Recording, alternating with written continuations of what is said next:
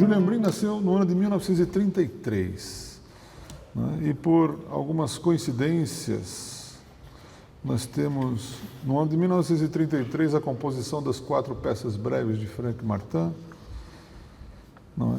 Uma obra que posteriormente ele a colocou dentro do repertório. Isso é uma das características do repertório do Julian Brim que nós vamos comentar aqui. Eu vou voltar um pouquinho para trás da história. Nós temos, dentro da história dos instrumentos de corda dedilhada, a partir do momento em que essas obras estão sendo editadas, que vai ser no começo do século XVI, não é? As obras mais antigas da Elaúde aparecem por volta de 1507, e as obras para guitarra, que na época eram de 4 ordens, ou seja, 4 pares de cordas, começam a aparecer a partir do livro de Alonso Mudarra, de 1547. Pelo menos essas são as fontes mais antigas. Nós temos uma grande divisão na história dos instrumentos de corda dedilhada, que vai desse período, né, das primeiras obras publicadas, até aproximadamente a Revolução Francesa, onde os instrumentos de cordas, com pares de cordas, começam a deixar de serem praticados e vão dar lugares aos instrumentos de corda simples, não é? Então, aí começamos, a partir dos séculos XVIII e XIX, né, a aparecer as guitarras de 5 cordas simples e um modelo que se tornou consagrado de 6 cordas simples, a partir do início, finais do século XVIII e começo do século XIX. Então, aí está basicamente todo o princípio, né, de uma escola de violão que até hoje é aplicado, né? Todos nós estudamos Carulli, Sor, Mauro Giuliani, Diabelli, Paganini, Dionísio Aguado, Luigi Legnani, Matteo Carcassi, Mertz, Napoleão Costi, Giulio Regondi, etc., etc., né? Esse foi o que a gente chama de escola clássico-romântica do violão, não é? Seus métodos ainda são editados e são praticados, e seus princípios, né, principalmente para a interpretação, hoje em dia são referenciais e importantes que todos vocês conheçam, não é? Outra grande divisão histórica, nós vemos a partir, né, dentro da história do violão de 6 cordas simples, a partir do ano de 1852, quando o luthier espanhol Antônio Jurado Torres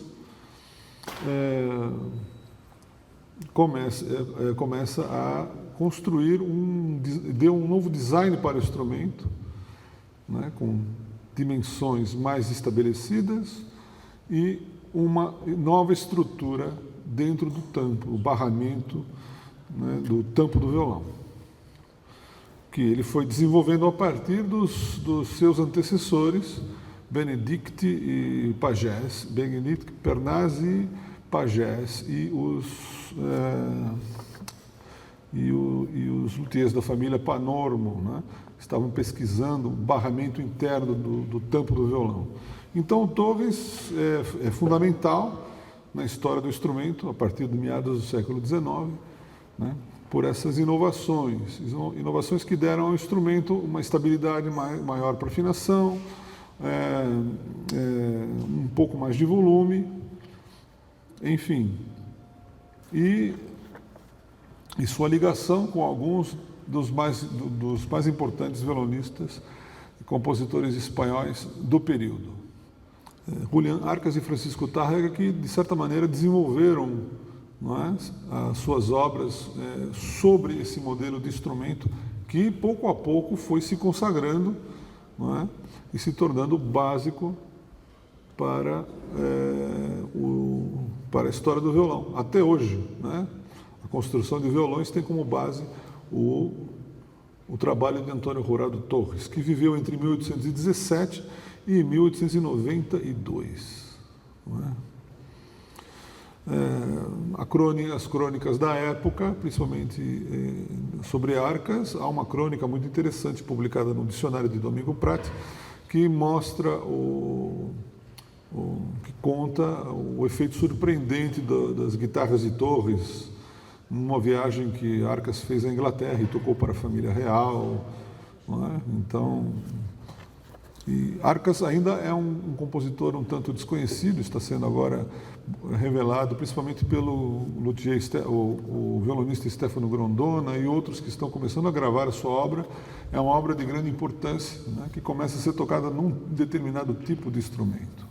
Na sequência da história, a segunda metade do século XIX, a partir da segunda metade do século XIX, nós vamos ter, né, os violonistas todos se voltando a essa categoria de instrumento, esse novo instrumento que vai aparecer, né? E a lutheria vai se desenvolver de maneira totalmente voltada ao modelo Torres, não é? Então, tem a escola de Madrid com a dinastia dos Ramírez, não é? Domingo Esteso, Miguel Garcia, que fazia as reformas ou a conservação dos instrumentos do Torres depois da morte do Torres, não é? O Miguel Simplício, não é? E depois temos um pouco mais para frente, né, com o contato de violonistas, de construtores de outros países, da França e da Alemanha, com Liobé, aluno de Tárrega, Pujol, aluno de Tárrega, e o próprio André Segovia, não é? Começaram também a copiar, não é? A copiar ou a se basear na escola de lutheria, né, aberta aí pelo Francisco Torres, pelo Antônio Horado Torres. E um dos mais importantes é o Hermann Hauser, né, que também o seu trabalho foi seguido pelos seus herdeiros, né? Estamos hoje com o Hermann Hauser III e também me parece que a sua filha vai seguir também a mesma tradição familiar, não é? Nós temos aqui, em termos de criação musical, uma tradição secular, né, que é o compositor e o intérprete, né? Compositor e intérprete, trabalhando, não é? Você vê que todos eles aqui, se vocês chegarem até André Segovia, tudo que vem antes de André Segovia nessa relação são compositores e intérpretes, né? São violonistas que compõem. Claro que André Segovia também compôs, mas André Segovia inicia aqui uma nova vertente na criação do repertório do violão. É difícil afirmar que André Segovia talvez não fosse um grande compositor, e talvez ele não foi um grande compositor, não é? Mas ele começou uma nova vertente, fazendo com que compositores não violonistas escrevessem para violão. E fez um trabalho extraordinário, criou praticamente na década de 20, apenas na década de 20, ele já criou praticamente todo o repertório básico que as gerações posteriores a ele iriam se valer, né? Então, compositores como Castelnuovo Tedesco, como Federico Moreno Torroba, como Alexandre Tanzmann e vários outros, não é? Deixaram uma produção muito significativa e muito importante aqui no caso, não é? Essa vertente ela vai continuar seguindo, né, a vertente do compositor, do intérprete-compositor, né? E essa vertente que o Segovia abre será continuada por uma geração que vem logo após André Segovia. Nós, seguindo a relação, nós vamos ter o do Presti Lagoia, não é? Que dá uma contribuição fantástica para o repertório de duo de violões, com obras de André Jolivet, André Lessure, Joaquim Rodrigo, não é? inicia uma vertente do repertório de 2 violões, o Narciso Yepes, também muito importante, né, com compositores como Vicente Ascencio, Manuel Palau, Salvador Bacarice, enfim, né, Konrad Ragosnik, na Áustria, né, também com compositores alemães, e aqui temos Julian Brim, né, que talvez seja o violonista que mais trabalhou esse aspecto, não é, da parceria compositor e intérprete. Não é? E aqui temos o Léo Brauer e o John Williams. Eu parei aí até mais ou menos para situar o Julian Brim né, dentro do contexto histórico. Não é? Se nós levarmos em consideração o repertório vindo de André Segovia, nós vamos ter predominantemente, né, compositores espanhóis e compositores de cultura latina, né? França, Itália, né? o próprio Villa-Lobos, nosso Villa-Lobos, enfim. Agora, o Julian Brim, ele abre uma outra vertente, né, internacionalizando ainda mais o trabalho de André Segovia, né, porque ele chama a atenção de países, né, de países onde o violão não tinha uma tradição muito forte, né? Primeiro com André Segovia e depois com o Julian Brim.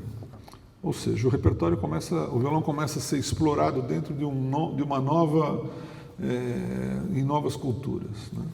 Julian Brim, principalmente voltado para a música dos seus contemporâneos ingleses, não é?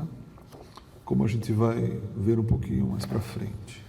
A geração do Julian Brim é uma geração que vem após a Segunda Guerra Mundial, né? Eles começam até um pouco antes, né?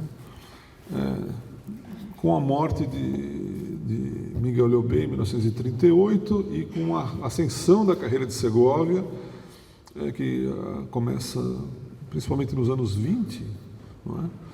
Quando ele faz a sua estreia em Paris, né? Um concerto de 1924 que faz muito sucesso e o torna um músico muito famoso e conhecido, né, que dividiu os palcos com os principais intérpretes daquela época, os grandes solistas como Arthur Rubinstein, como Pablo Casals, como Fritz Kreisler, né, o Casals violoncelista, Fritz Kreisler, o grande violinista.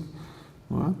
Então, Segovia foi realmente um sujeito que tinha um carisma incrível e que tinha uma preocupação de tornar o violão uma coisa que fosse também um instrumento apreciado pela elite musical, ou seja, os grandes compositores, grandes pianistas, regentes, e procurava atingir esse tipo de público, né? Ao contrário dos seus antecessores, não é? Quem iniciou também uma internacionalização do violão foi o Miguel Leobé, que é um nome que hoje está sendo reexaminado, né? Leobé talvez seja o primeiro grande violonista que circulou o mundo todo, não é? Ou pelo menos a Europa e as Américas, não é? Devo lembrar também que antes do pós-guerra, né, ou na primeira metade do século XIX, o violão foi muito cultivado aqui na Argentina e no Uruguai, pela vinda dos espanhóis, alunos de Tárrega, ao continente americano, América do Sul, não é? Então temos o fenômeno, grandes violonistas como Maria Luísa Nido, o Júlio Sagreiras, né, a família do Júlio Sagreiras, que fez escola de violão importante, né, e todos eles, como o Leobé, né, que chegou a fazer duo com Maria Luísa Nido, tem as gravações, não é? E o Emílio Pujol, que foi o aluno de Tárrega que talvez tenha interpretado de maneira mais profunda e científica a contribuição de Tárrega, que não chegou a escrever nenhum método, mas o Pujol, na Escola Razonada de la Guitarra, uma obra em 4 volumes escrita durante quase toda a sua vida, né, ele procura descrever todo o processo e toda a didática, na interpretação, de como fazer transcrições, enfim, é um grande tratado da contribuição tarreguiana. Então, nós temos essa cultura musical, não é? E após a morte do Liobé, não é? Com Emílio Pujol se dirigindo à carreira de professor e de musicólogo importante, não é? O Segovia se viu assim praticamente solitário, não é? A gente tem a Segunda Guerra Mundial também, que é um fator importante, né? Segovia veio aqui para a América do Sul e morou praticamente toda a Segunda Guerra, né? Aqui no Uruguai, a partir de 1937, até o final da guerra em 1945. Ele se fixou aqui na América do Sul e também foi muito importante, não é? Teve alunos como Monina Távora, teve alunos como Abel Carlevaro, que são nomes que influenciaram muito o violão, não só da América do Sul, mas aqui no Brasil também, para vocês terem uma ideia. Monina Távora orientou Sérgio Eduardo Abreu e orientou Sérgio Odair Assad. Nós temos uma ligação com essa grande escola espanhola, essa tradição espanhola, não é? Através do Segovia. Com o fim da guerra, nós temos essa nova geração que estava começando, né? Quando terminou a guerra, o Julian Brim estava lá com 16, 17 anos, ou talvez 18 anos, ele faz o seu primeiro concerto, por volta de 1947. Né? É um fenômeno interessante, porque Julian Brim foi aceito no Royal Academy of Music para estudar música. Então ele estudou piano e violoncelo, se não me falha a memória, né? O que contribuiu de sobremaneira para a sua formação musical. Num país que não tinha tradição violonística nenhuma, praticamente, ou muito pouco. Havia algumas sociedades, ele era ligado a uma sociedade de violões na época. Seu professor era um russo chamado Boris Perot, não é? Que tocava com violão com uma técnica muito diferente do que a gente conhece, não é? E a ligação do Julian Brim com o violão vem do pai, não é? Que gostava de jazz e gostava de Django Reinhardt. Outro fator importante que deu impulso à carreira de Julian Brim foi o interesse pelo alaúde, não é? A musicologia estava dando seus primeiros passos, essas obras estavam começando a ser editadas. Quem editavam essas músicas eram geralmente musicólogos ligados ao piano. Essas músicas elisabetanas eram transcritas então para teclado, né?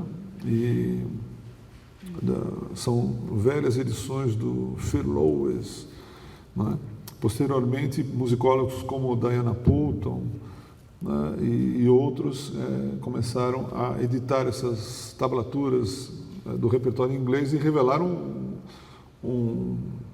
uma riqueza de literatura, de música de alaúde fantástica, né, dos ingleses.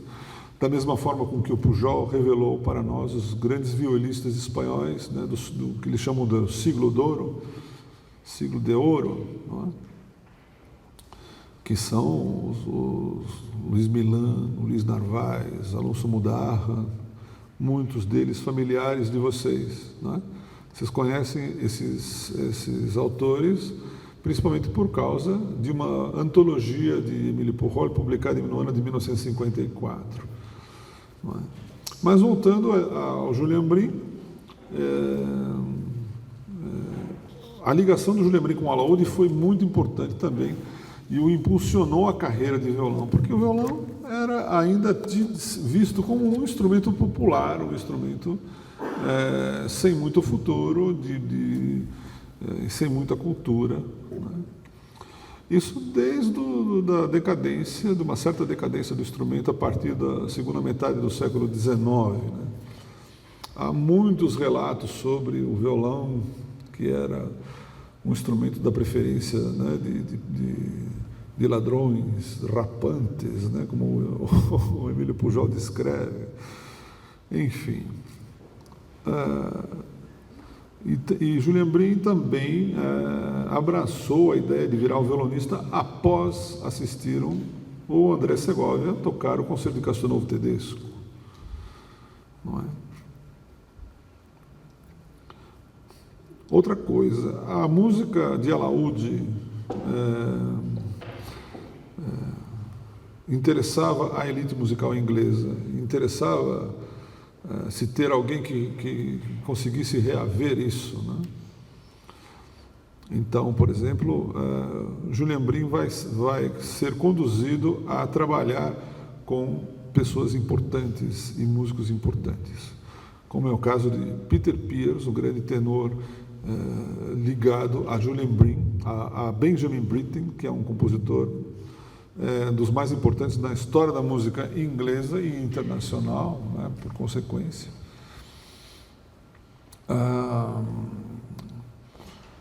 Então, o Julian Brim começa uma carreira discográfica paralela com o violão e o alaúde ao mesmo tempo, não é? E, de certa maneira, amparado, não é, por essa elite musical inglesa, não é? E começa a fazer o contato com compositores ingleses, né?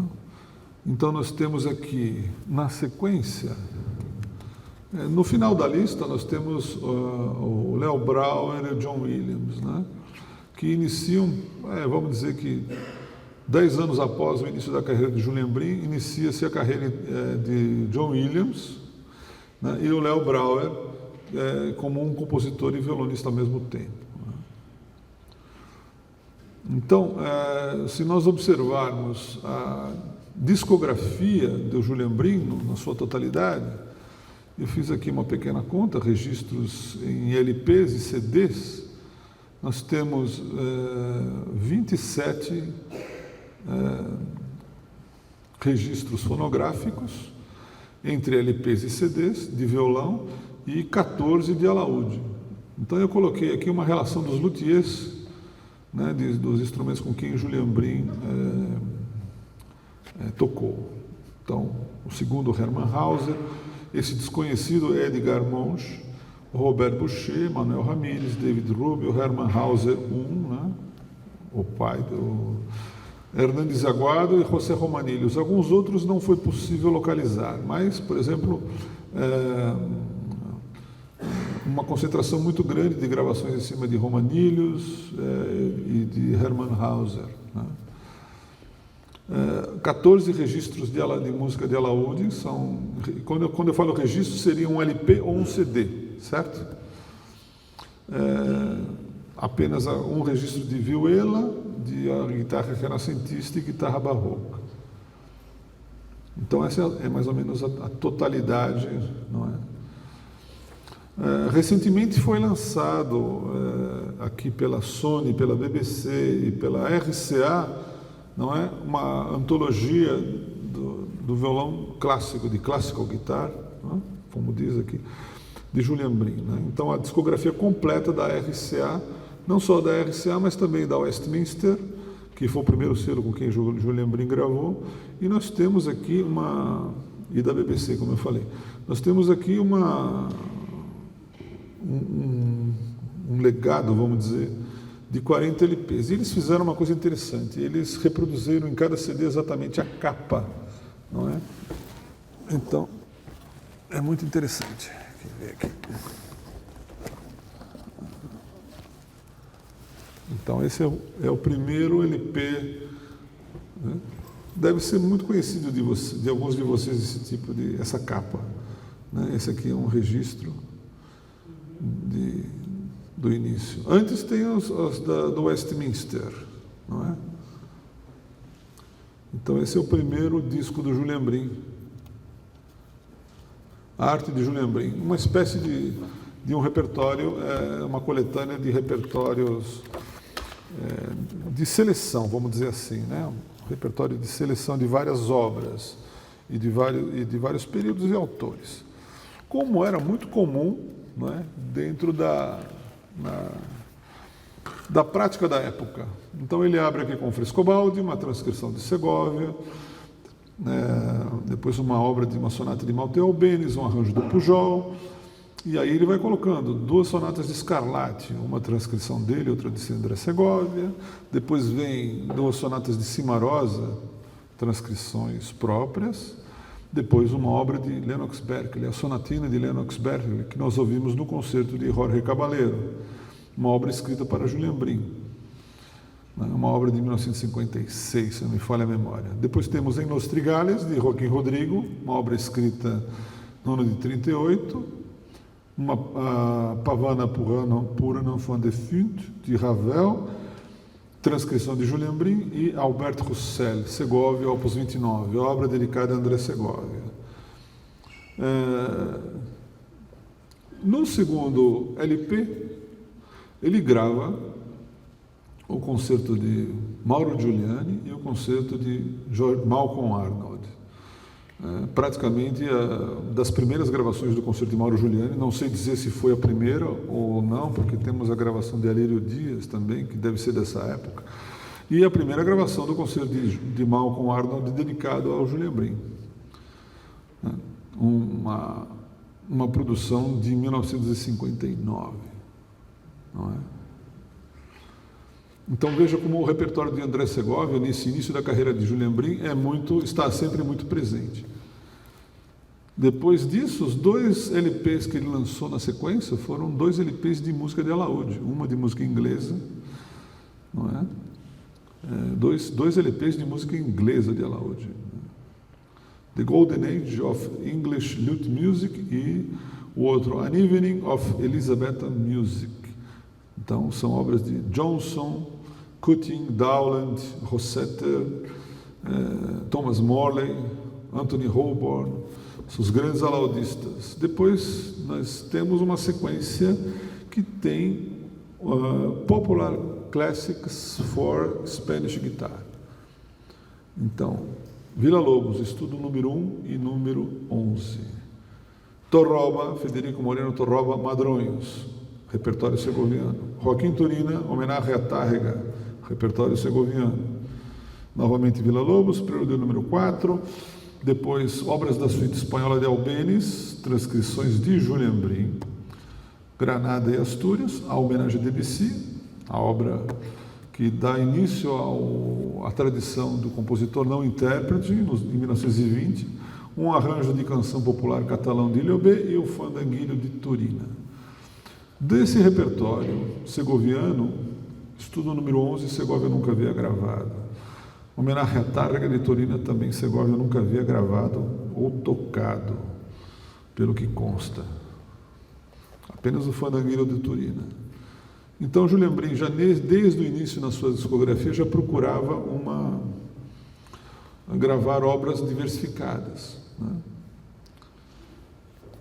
A partir do 6º LP, não é? A discografia do Julian Brim começa a ser temática, porque ele vai tratar vai ser predominantemente temática, porque ele vai tratar de repertórios específicos, repertórios de época e repertórios de compositores afins. Então nós temos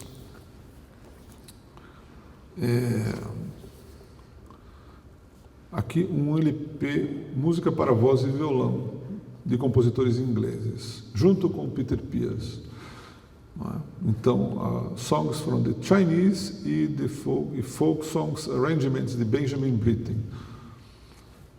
Anonymous in Love de William Walton, as canções francesas de Matthias Scheiber, uma canção sobre texto de Shakespeare, All Mistress Mine, de Peter Racine Fricker. Ou seja, todo esse repertório escrito especialmente para este duo. Depois, o próximo LP são música elisabetana, com Peter Pears e solos, e assim vai. Depois temos a guitarra barroca, um LP gravado nos anos 60, que é basicamente as transcrições mais conhecidas do repertório de violão daquele momento.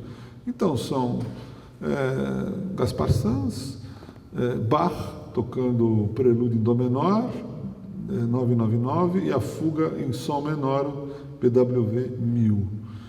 Tem a Fantasia Opus 7 de Fernando Sor, Minueto, da Sonata Opus 25, de Fernando Sor também, depois Weiss, Robert de Bizet e novamente Weiss, ou seja, acho apenas Sor aqui que não é o barroco. Aí temos a primeira e a segunda suítes de Alaúde de Bach, gravadas no ano de 1966. Possivelmente a primeira gravação completa dessas suítes. Talvez a segunda, o que a gente conhece como a 997, ele já havia feito uma gravação para o selo Westminster ali no meio dos anos 50. Depois vem um disco, um LP de música de Alaúde da Europa, uma reunião de autores europeus, né, de música de Alaúde renascentista. Está saindo um pouco do ambiente dos ingleses e fazendo são todos registros antológicos. E aí aparece o LP de música do século XX, onde ele faz obras dedicadas a ele, não é? Como o Polifemo de Ouro de Reginald Smith Brindle, dos anos de 1956, como o Noturnal de Britten, que vocês ouviram no concerto de Jorge Caballero, que é uma das mais importantes obras escritas na história do violão moderno. E depois aos Dreitentos de Hans Werner Henze, uma obra que faz parte de uma grande peça para violão tenor e conjunto instrumental, que foi estreada por Peter Pierce, Julian Brim e um ensemble alemão, se não me falha a memória. E depois temos as 4 peças breves de Frank Martin, que eu mencionei no início da aula. Essa é uma gravação que coloca essas 4 peças de Frank Martin no repertório. Alguns anos depois, quase 30 anos depois da composição, né, dessa peça, esta que foi recusada por André Segovia, né? E os estudos 5 e 7 de Heitor Villa-Lobos, não é? Este LP, ele curiosamente foi um LP sugerido por Julien Brim para a gravadora, porque apresentar um disco desse no meio dos anos 60 com esse repertório, tinha-se a princípio uma impressão que isso não fosse aceito ou que tivesse muito pouco sucesso de vendas. E pelo contrário, esse LP ele vendeu tanto mais do que os outros que ele havia lançado, né? E foi um sucesso de vendas muito grande, né? Então o Julien Brim conseguia dobrar os seus produtores, né, e os marqueteiros das gravadoras, e a partir daí ele teve liberdade total de escolher exatamente o que ele queria sobre repertório de violão e com quem fazer. Então agora eu vou fazer um comentário muito rápido sobre algumas contribuições do repertório de Julien Brim. Primeiramente, as obras escritas para Julien Brim diretamente, as que foram dedicadas a ele, né? Esse aspecto da colaboração entre violonista e intérprete é algo que hoje está muito vivo, né? Muitas vezes o processo é feito com o violonista fazendo uma revisão da obra, né? Nesta coleção temos também alguns DVDs, então, onde mostra o Julien Brim trabalhando com Hans Werner Henze, por exemplo, não é? Então, esse é um processo que pode ser decidido entre as partes, não é? Não? Ou então com o violonista fazendo uma revisão, não é? E colocando a apreciação do compositor, e assim vai. Bom, então nós temos aqui a primeira obra Noturno para violão solo de Reginald Smith Brindle, que é uma obra bem conservadora, bem, não é? O concerto do irlandês, se não me falha, eu acho que é irlandês ou escocês, de Denis Apivor, um concerto que Julien Brim gravou para a BBC no ano de 1954. É uma obra desconhecida, Depois, a primeira mais conhecida, que é o Reginald Smith Brindle, El Polifemo de Ouro. Reginald Smith Brindle, que foi um compositor que trabalhou com dodecafonismo, inclusive escreveu um livro sobre música dodecafônica e serial. Não é? Esse título, El Polifemo de Ouro, se refere à poesia de García Lorca, Adivinanza de la Guitarra. Não é? São 4 fragmentos que foram escritos sobre o poema de García Lorca. Curiosamente, uma obra dodecafônica, ou meio dodecafônica, não tão estrito. Uma obra que foi gravada nesse registro antológico de Julian Brim, a música do século XX que eu comentei agora. Depois, a sonatina de Leonard Sperkle, que nós ouvimos no concerto de Jorge Caballero, que vem a ser algo muito próximo, né, da sonatina do Torropa, escrita para o Segovia, que foi uma obra emblemática do repertório do segoviano. Uma obra que fascinaram os compositores que estiveram presentes na estreia de André Segovia em Paris em 1924. Ela segue praticamente quase o mesmo padrão formal e tem algumas referências ibéricas, né, de tratamento de motivos da música espanhola. É um dos grandes sucessos também da obra de Julian Brim, ultimamente um tanto esquecida. Tristan Carey é um compositor desconhecido, eu não conheço ainda essa obra também do início, e também esse compositor também é, para mim, um ilustre desconhecido. Depois vamos ao concerto de Malcolm Arnold, escrito para Julian Brim. Tem até uma foto do Malcolm Arnold com o Julian Brim, né, com o Malcolm Arnold ao piano. Malcolm Arnold é um compositor, um grande compositor de música sinfônica, de música para cinema, não é? Era um compositor junto com que formava um grupo, né, que, segundo Stephen Goss, os beberrões, né, eles se reuniam para ele, o William Walton e o Constant Lambert eles gostavam muito de se reunir, né,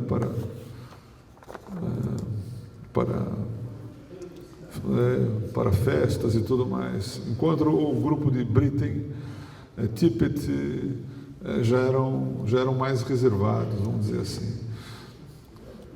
Mas o concerto de Malcolm Arnold é uma obra importantíssima, é uma obra que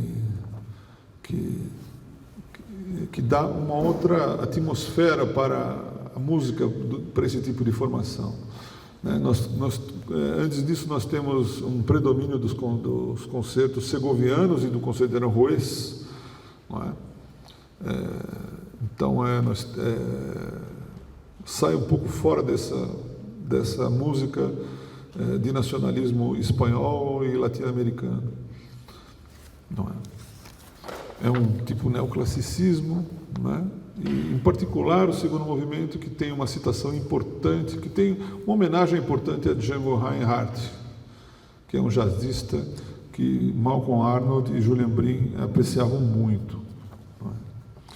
Depois, o Nocturnal, de 1963, uma obra escrita sobre uma canção de Dowland, a 20ª do 3º livro de canções diárias, a 4 partes, né, com alaúde, com voz de alaúde, não é?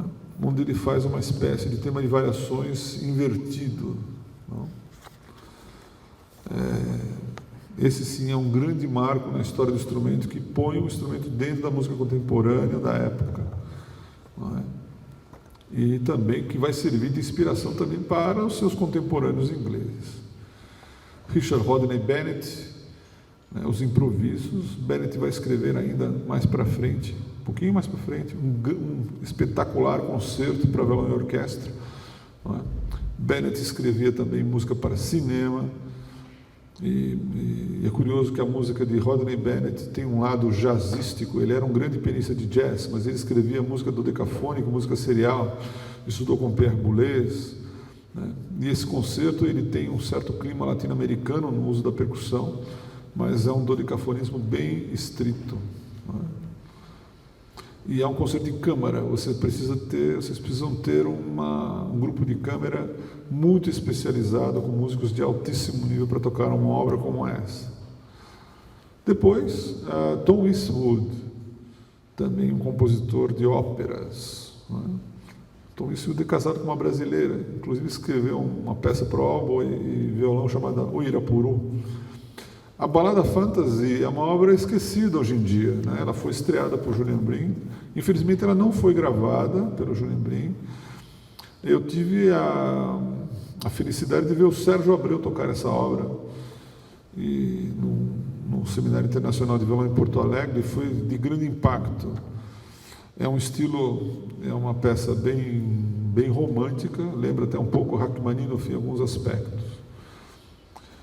Peter Racine-Fricker, também outro compositor de uma linha neoclássica, bem acentuada, bem forte, né?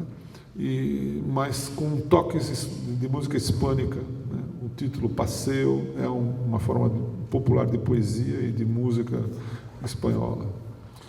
Thomas Wilson, Soliloquy, acho que é assim que pronuncia. Soliloquy é o mesmo que monólogo, não é? Uma obra de 1969, uma obra dodecafônica. Thomas Wilson escreveu basicamente 6 obras e um concerto para violão e orquestra. É um compositor irlandês e a técnica que ele usa é dodecafonismo assim, de maneira bem restrita. Essa peça foi estreada por Julian Brim em Dublin. Depois, novamente, em Brindle, variações sobre um tema de Bach, que está num dos 3 cadernos do Guitar Cosmos de Brindle, que é uma obra didática. É uma obra que eu aconselho aos compositores, aqueles que estudam composição e tocam violão, que estudem essa obra, porque ela é muito interessante. Ela apresenta pequenas peças e trata de formas de composição, né? Cânones, né? de várias espécies, de pequenas formas musicais, melodia acompanhada. É uma obra didática muito boa. Chama-se Guitar Cosmos, tá? Reginald Smith Brindle, o mesmo compositor do Noturno e do Polifemo de Ouro. Aí, Richard Rodney Bennett, o concerto que eu havia mencionado. Malcolm Arnold, a Fantasia Opus 107, também uma suíte muito leve. Depois, Alan Holston, a Elegia. Aqui a gente está entrando no repertório de um LP famoso chamado Julian Brim 70, que foi lançado no ano de 1971, ou 72, se não me falha a memória. É um disco antológico também, principalmente por causa das 5 bagatelas de Walton, que é a obra seguinte, que está aqui, que ela não foi dedicada a Julian Brim. Aqui tem um erro meu. Ela foi dedicada ao seu companheiro de cerveja, o Malcolm Arnold, não é? Pelos seus 50 anos, eu acho, uma comemoração assim, não é? O caso do Alan Holston é interessante, porque foi um compositor e produtor que ajudou muito o Julian Brim no início, não é? Ele chamou o Julian Brim para tocar em algumas de suas trilhas sonoras para filmes, não é? E a Elegia de 1971 é a sua última obra e ela não foi terminada. Quem terminou foi o Julian Brim, né? Se baseando nos fragmentos que foram deixados, e ele acabou completando essa obra. Nesse Julian Brim 70, né? Essa obra passa, de certa maneira, desapercebida, né? Pelo brilho das bagatelas do William Walton, talvez por isso, né? Que nós ouvimos interpretada pela Anna Vidovic, que foi a obra final do concerto dela, né? Depois, Humphrey Searle. Existe uma gravação da BBC desta obra. Humphrey Searle foi aluno de Anton Weber, né? E é uma obra de extrema complexidade, né?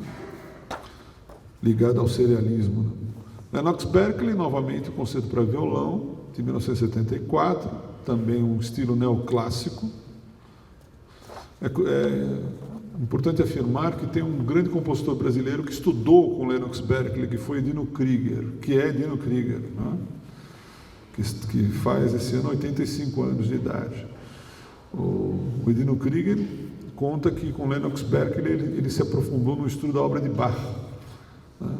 Daí uma das razões do estilo de Lennox Berkeley, um estilo bem acadêmico, vamos dizer assim.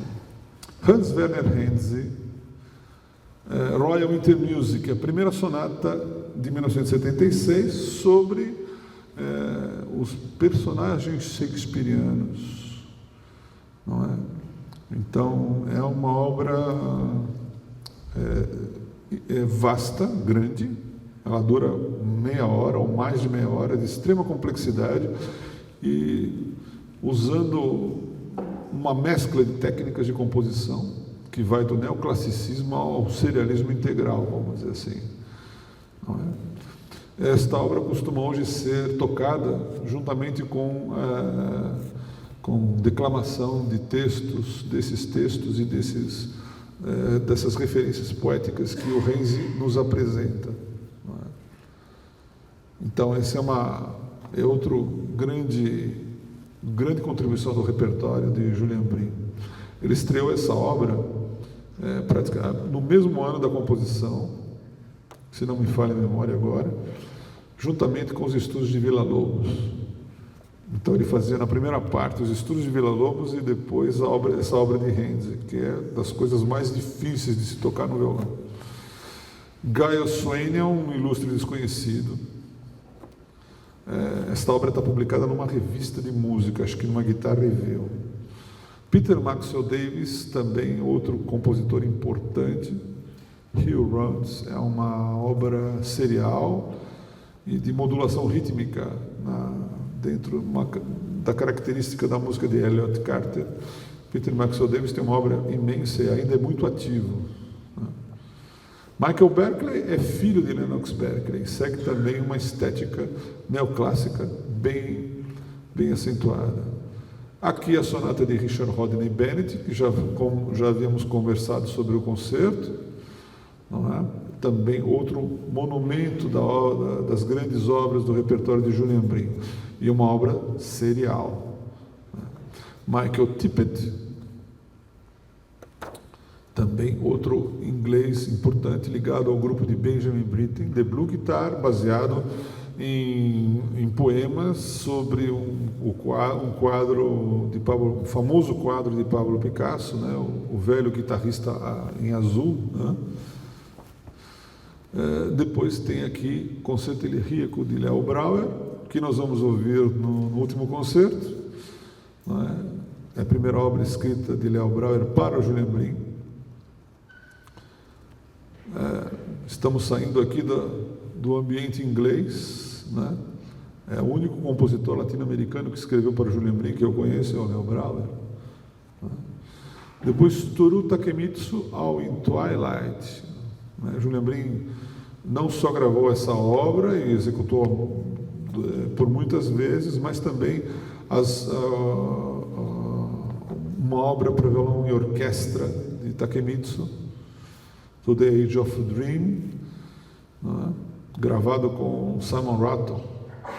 Aqui nós temos já uma fase impressionista, vamos dizer, de Toru Takemitsu, com harmonias muito características, e quem ouvir essa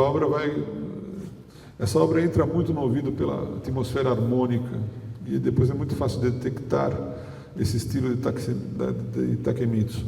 E os dois compositores que vão ser estreados agora no dia 21 de novembro em Londres pelo Jonathan Leafwood, uma obra de Harrison Birtwistle, uma obra muito densa, né? É um compositor muito importante, talvez agora um dos mais importantes compositores britânicos, né? Pierre Boulez costuma ser um dos intérpretes de sua obra. E a quinta sonata de Léo Brauer também, que foi comissionada pelo Julian Brim. Julian Brim, apesar de não estar mais ativo como intérprete já há quase 10 anos, ele não parou de fazer encomendas, né?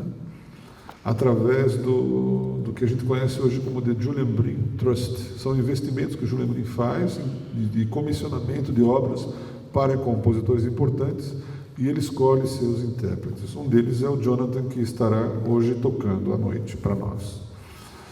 Depois eu fiz uma lista de obras consagradas no repertório de Julian Brim que não foram dedicadas diretamente a ele, mas que a partir do momento em que ele grava e começa a tocar, essas obras começam a circular. Então, o tema e variações de Lennox Barclay, deve ser Barclay, de 1971, que foi escrita por encomenda de Angelo Gilardino, para uma importante coleção de música contemporânea editada pela Berber italiana.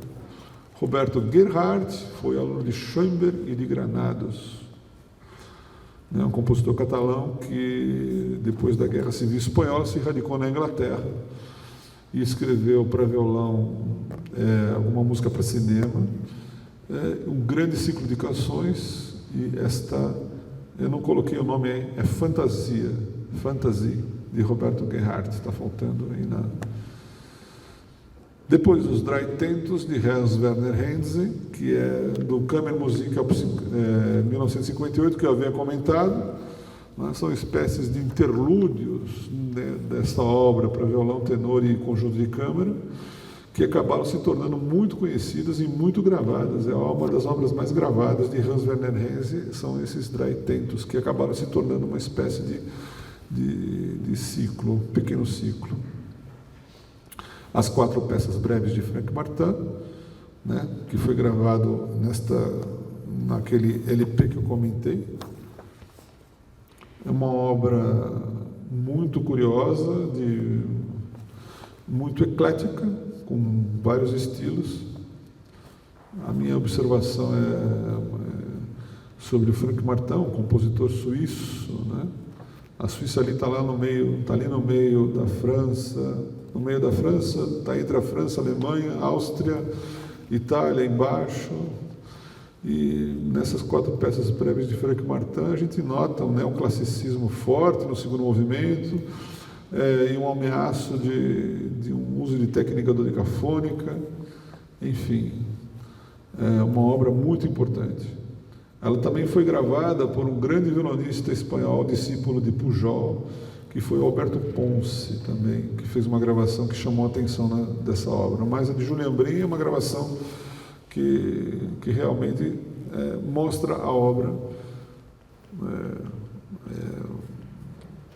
uma obra importante, e coloca ela dentro do circuito, né, dos violonistas. O Maurice Ohana eu coloquei aí entre colchetes, que é uma obra dedicada a Narciso Yepes, né, mas também após a gravação do Julian Brim, num LP em homenagem a André Segovia, num registro dos anos 80 em homenagem a André Segovia, ela começa também a ser mais tocada. E a obra de Villa-Lobos. Julian Brim foi um grande divulgador da obra de Villa-Lobos. Ao que consta, ele possivelmente seja o primeiro a ter feito uma gravação integral dos prelúdios pela gravadora Westminster no ano de 56, se não me engano. Não é? E depois de André Segovia, ele foi um dos primeiros a tocar o concerto também, o concerto de Villa-Lobos. Não é? E ele chegou a gravar praticamente quase toda a obra de Villa-Lobos, né, mais de uma vez, no caso dos prelúdios, e talvez só não gravou o chorinho, não, que eu tenho observado, parece que só não gravou o chorinho. O Julian Brim esteve conosco em 1979, aqui deu um concerto espetacular na Sala Cecília Meirelles, no Rio de Janeiro, e também foi condecorado pela viúva de Villa-Lobos, a Arminda Mindinha Villa-Lobos. Eu tive a oportunidade de assistir esse concerto. Quem estava nesse concerto era o Paulo Portalegre, estava nesse concerto, o Oscar, acho que estava também, Ferreira de Souza, Marcelo Caiate, os irmãos Abreu, os irmãos Assad, Jodacil Damasceno, enfim, naquela época, eu me lembro que eu encontrei com vários colegas do Brasil todo que assistiram esse concerto do Julian Brim. E foi um concerto muito marcante para a carreira de muita gente, naquele momento, que éramos jovens, né? Bem jovens. E esse programa que o Julian Brim fez é um programa modelar dentro da sua carreira, de fazer uma mistura, de saber fazer uma mistura inteligente que atraía a atenção de públicos diversos. Então eu posso usar esse programa como um modelo para descrever para vocês. Ele abre com uma suíte de Robert de Bizet, depois ele fez o Prelúdio, Fuga e Allegro de Bach, 998, BWV 998, depois a sonata de Paganini, a sonata escrita para violão com acompanhamento de violino. Ele acaba transformando essa obra numa obra para violão solo. Curiosamente, depois outros violonistas se valeram dessa ideia e fizeram suas gravações. Um deles, o Sérgio Abreu, que fez uma gravação referencial. Não é? A segunda parte, o Julian Brim tocou a Invocação e Dança de Joaquim Rodrigo, que na época não era muito tocada. Não é? Depois fez o Noturnal de Benjamin Britten e encerrou o concerto com Cádiz e Sevilha de Albéniz. De bis ele fez um prelúdio da suíte para violoncelo número 1 de Bach, sua transcrição. Depois ele fez o estudo número 11 de Villa-Lobos e a Mazurca Choro da suíte popular brasileira. É um programa que ficou na minha cabeça e eu sempre pensei muito nesse tipo de abordagem, né? Então aqui tem repertório tarreguiano, segoviano, repertório clássico e barroco, não é? Que atingia várias preferências.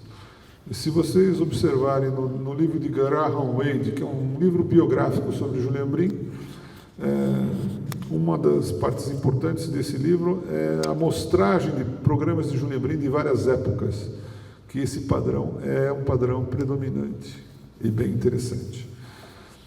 Julian Brim faz um distanciamento paulatino do início da sua carreira, tanto nos concertos como nas gravações, do repertório segoviano. Não é? Há um afastamento bem grande e depois uma volta a esse repertório, mas sempre fazendo as suas alterações, as suas revisões, principalmente em relação às transcrições. Isso é um aspecto muito observado na tese de doutoramento do Sidney Molina, defendido na PUC alguns anos atrás, sobre as gravações de Julian Brim. Né? Então, esse distanciamento do repertório segoviano e depois uma volta a esse repertório espanhol, que ele faz principalmente em função de registros em DVD, né? Registros em vídeo, né? Inicialmente em videocassete, depois passado para DVD, da história da música espanhola do violão, onde ele faz registros de vihuela, alaúde, vihuela, guitarra barroca e guitarra renascentista, e o violão e violão. Então ele vai lá desde o Mudarra até Joaquim Rodrigo, não é? E faz um registro em filme sobre esse repertório, né? Em vários locais da Espanha. Uma produção fantástica, realmente uma contribuição muito interessante, né, em termos de áudio e imagem, né, para violão. E há um retorno a esse repertório segoviano, e concluindo com um registro em CD de música espanhola em homenagem a André Segovia, com os grandes hits de André Segovia, como a Sonatina de Torroba e a suíte compostelana de Montpou, né, juntamente com a fantasia de Roberto Gerhardt, o Tiento Antigo, o Tiento de Maurício Hanna e uma obra de Joaquim Rodrigo também.